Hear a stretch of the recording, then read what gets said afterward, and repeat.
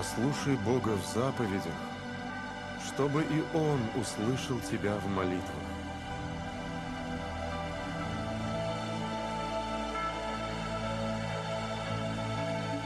Нагорная проповедь. Часть 3.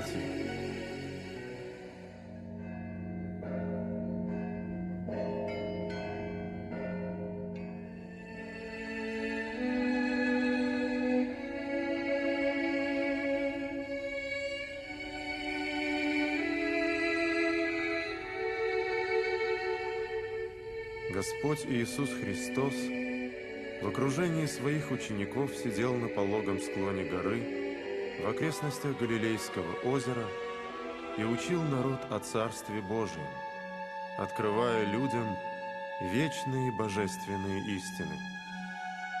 Обращаясь к своим ученикам, Господь сказал: «Вы – соль земли, вы – свет мира». Этими словами Спаситель указал, насколько важно Его ученикам и последователям стоять в истине и хранить веру. Ибо они являются светильниками божественной благодати. Через них евангельская проповедь должна распространиться по всей земле.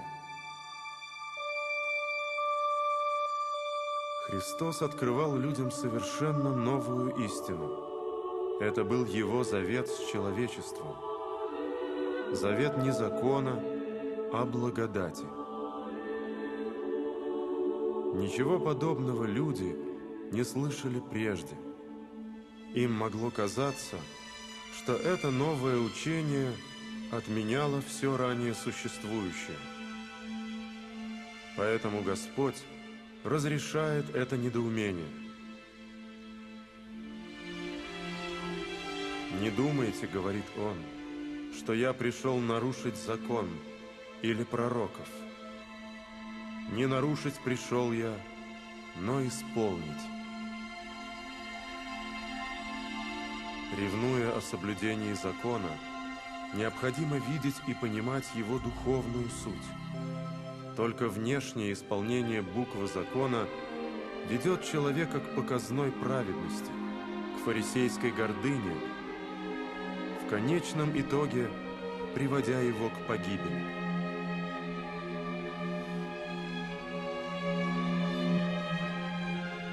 Поясняя свою мысль, Христос обращается к заповедям Ветхого Завета. Он раскрывает их истинный, духовный смысл. Сказано древним: «Не убивай. Кто же убьет, подлежит суду». В Новом Завете этот закон осуждает уже не только руку, совершившую убийство, но и сердце, в котором живут вражда и гнев. Поэтому дар, приносимый на жертвенник Богу, не будет принят, пока человек не примирится со своим ближним. Сказано древним: «Не прелюбодействуй». И опять, в свете Нового Завета, грех осуждается в своем источнике, в сердце. Господь говорит, что всякий, кто смотрит на женщину с вожделением, уже прелюбодействует с нею в своем сердце. Человек должен искоренять в себе самое начало греха, греховные мысли, чувства и желания.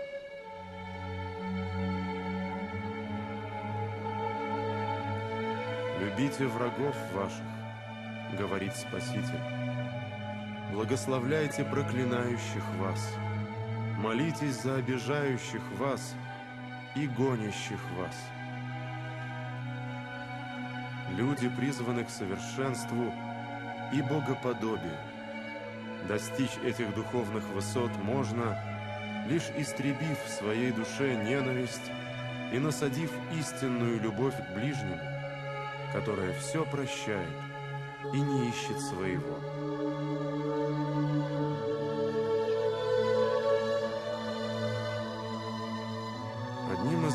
проявление любви и сострадания к ближним является милостыня.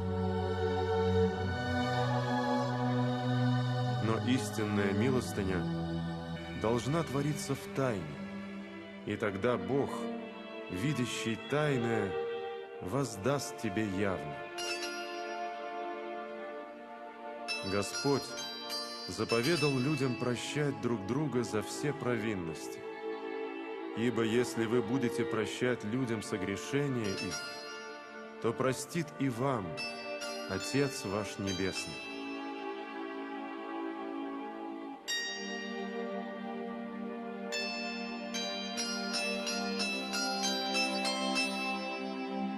Люди склонны заботиться и переживать о том, что ждет их завтра.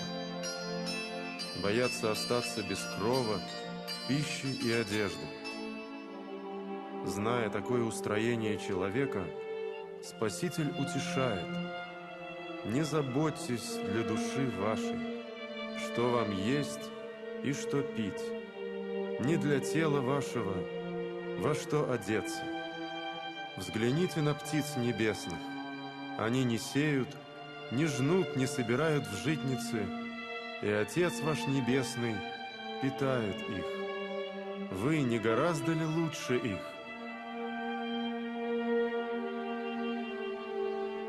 Продолжая Нагорную проповедь, Христос велел людям не осуждать друг друга. «Ибо каким судом судите, таким будете судимы, и какую меру мерите, такую и вам будут мерить». Спаситель открывает человечеству самый легкий и короткий путь в Царство Небесное. Не осуждай ближнего, и Господь тебя не осудит, и помилует в будущей жизни. Однако невозможно достичь святости своими собственными силами. Последователям Иисуса Христа необходима благодатная помощь свыше, и Господь обещает ее. Просите, и дано будет вам. Ищите, и найдете. Стучите, и отворят вам.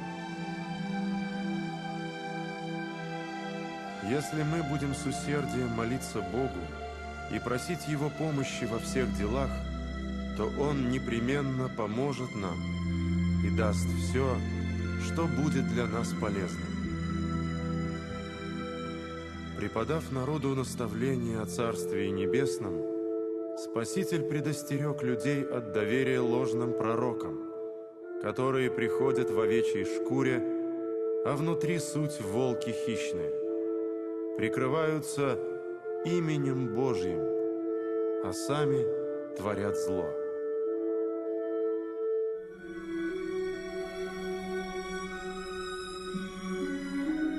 Свою величественную проповедь Христос заканчивает указанием на то, что Его истинные ученики и последователи должны не просто знать, но исполнять Его заповеди.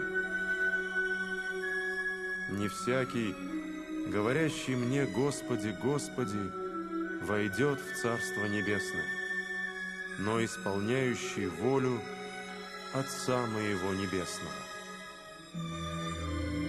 Дивная, полная божественной премудрости проповедь произвела глубочайшее впечатление на слушателей. Каждое слово Спасителя проходило через сердца людей и наполняло их души новым смыслом жизни в Боге.